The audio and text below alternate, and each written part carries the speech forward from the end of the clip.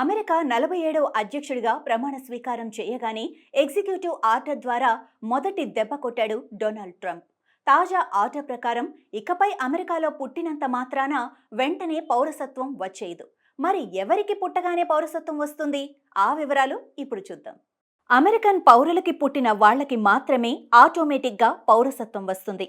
Permanent resident లేదా green card ఉన్నవారి పిల్లలకు కూడా పౌరసత్వం ఆటోమేటిక్గా వస్తుంది. H1B వీసా, స్టూడెంట్ వీసా, ఏదన్నా వర్క్ వీసా మీద అమెరికా వెళ్లిన వాళ్ళకి అక్కడ పిల్లలు పుడితే వాళ్ళకి ఆటోమేటిక్గా అమెరికా పౌరసత్వం రాదు. ట్రంప్ ఇచ్చిన కొత్త ఆర్డర్ ప్రకారం ఇకపై అమెరికాలోని గ్రీన్ కార్డు పొందటం అనేది చాలా కష్టం. ఇప్పటికే పెండింగ్లో ఉన్న అప్లికేషన్స్ ఆమోదం పొందటం కూడా అంత ఈజీ కాదు. ఇక ముందు H1B వీసా దొరకటం కూడా కష్టమే. ఇప్పటికే H1B వీసా మీద అమెరికాలో ఉన్నవాళ్లు తమ వీసాను రెన్యువల్ చేసుకోవటం కూడా కష్టమే. ఎందుకంటే H1B వీసా కాలపరిమితి 6 సంవత్సరాలు పూర్తయిన వారిని బలవంతంగా వారి వారి దేశాలకు పంపించేస్తారనేది ట్రంప్ తాజా ఆర్డర్ తర్వాత వినిపిస్తున్న మాట. ఈ ఎఫెక్ట్ ఒక్క భారతీయులకే కాదు, అమెరికాలో ఉంటున్న ఇతర దేశాల వాళ్ళందరికీ ఇది కష్టకాలమే. ఇప్పటి వరకు H1B వీసా మీద అమెరికా వెళ్లి పనిచేస్తూ పెళ్లి చేసుకొని భార్యని కూడా అమెరికా తీసుకెళ్లి అక్కడే పిల్లల్ని కనటం, తరువాత పిల్లలకి అమెరికా పౌరసత్వం వచ్చేయటం, ఇంతలో 10 ఏళ్లు పూర్తయితే గ్రీన్ కార్డు రావటం జరుగుతూ వచ్చింది. కానీ ట్రంప్ కొట్టిన దెబ్బకు ఇకపై ఇదంతా కుదరదు. ఇదిలా ఉంటే ట్రంప్ ఇచ్చింది ఎగ్జిక్యూటివ్ ఆర్డర్ మాత్రమేనని, ఇది కోర్టులో నిలబడటం కష్టమే అన్న వాదన కూడా వినిపిస్తోంది. ట్రంప్ నిర్ణయాన్ని సుప్రీంకోర్టు సమర్థిస్తుందా అన్న ప్రశ్న కూడా తలెత్తుతోంది. ఎందుకంటే ట్రంప్ ఆర్డర్ కనుక పూర్తి స్థాయిలో అమలు కావాలి అంటే రాజ్యాంగ సవరణ చేయాలి. అంటే ఇది సుదీర్ఘమైన పోరాటంతో ముడిపడి ఉందని అర్థం చేసుకోవచ్చు. ట్రంప్ తాజా నిర్ణయంపై ముందుగా సిలికాన్ వ్యాలీ పెద్దలు సుప్రీంకోర్టు తలుపు తడతారు అన్నది నిజం. ఎందుకంటే మొదట నష్టపోయేది వాళ్లే.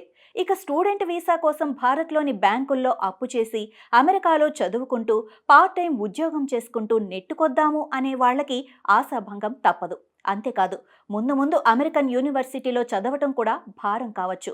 అమెరికా, బ్రిటన్ దేశాలలోని యూనివర్సిటీలు ముస్లిం దేశాల నుండి భారీగా విరాళాలు స్వీకరిస్తూ నెట్టుకొస్తున్నాయి. ఈ విరాళాలు తీసుకోకుండా అడ్డుకోవాలనేది ట్రంప్ ఆలోచన.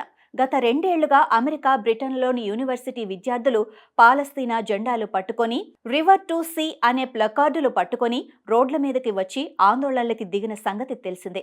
వీళ్లలో భారతీయ విద్యార్థులు కూడా ఉన్నారు. వీటికి అడ్డుకట్ట వేయాలి అంటే యూనివర్సిటీ ఫీజులు పెంచేసి ముస్లిం దేశాల నుండి విరాళాలు తీసుకోకుండా చేయాలన్న ప్రతిపాదన ఉంది. ఇదే జరిగితే భారతీయ విద్యార్థులు అక్కడి ఖర్చులకు సరిపడా డబ్బు సమకూర్చుకొని వెళ్లాల్సి ఉంటుంది. ఒకసారి చదువు అయిపోయిన తర్వాత ఎవరికి వారు వాళ్ల దేశాలకు తిరిగి వెళ్లిపోవాల్సి వస్తుంది. వాళ్లకు అమెరికాలో ఉద్యోగ అవకాశం వస్తే అప్పుడు మళ్లీ వీసా తీసుకొని అమెరికా వెళ్లాల్సి ఉంటుంది. ఇక అమెరికా అల్లుడు అనే స్టేటస్ తో కోట్ల రూపాయల కట్నాలు తీసుకునే ట్రెండ్ కి తాత్కాలికంగా తెరపడుతుంది అనుకోవచ్చు. అదే సమయంలో గ్రీన్ కార్డు ఉన్న వాళ్లకి భారీగా కట్నాలు ఇవ్వాల్సిన పరిస్థితి కూడా త్వరలోనే మొదలయ్యే అవకాశం లేకపోలేదు. ఈ నేపథ్యంలో H1B వీసా ఉన్న వాళ్లకి సహజంగానే డిమాండ్ తగ్గటం ఖాయం. ఇదంతా నాణానికి ఒక పక్క మాత్రమే. మరోపక్క ట్రంప్ ఎగ్జిక్యూటివ్ ఆర్డర్ని టాయిలెట్ పేపర్తో పోలుస్తున్నారు నిపుణులు. అది కార్యరూపం దాల్చాలంటే ముందు ఫెడరల్ కోర్టులు అంగీకారం తెలపాలని, రాజ్యాంగం సవరించకుండా ట్రంప్ ఆర్డర్ వెళ్లదని చెబుతున్నారు. దీనిపై తీర్పు రావటానికే 3 ఏళ్లు పడుతుందని, ఇంతలో ట్రంప్ పదవీకాలం కూడా దగ్గర పడుతుందని అంటున్నారు. కోర్టు తీర్పుని అనుసరించి రాజ్యాంగ సవరణ చేయటం ట్రంప్ అనుకున్నంత సులభంగా జరిగేది కాదని నిపుణులు అభిప్రాయపడుతున్నారు. United states constitution 14th amendment ఏం చెబుతుందంటే, all persons born on naturalized in the United States and subject to the jurisdictions thereof are citizens of United States and the state where they reside.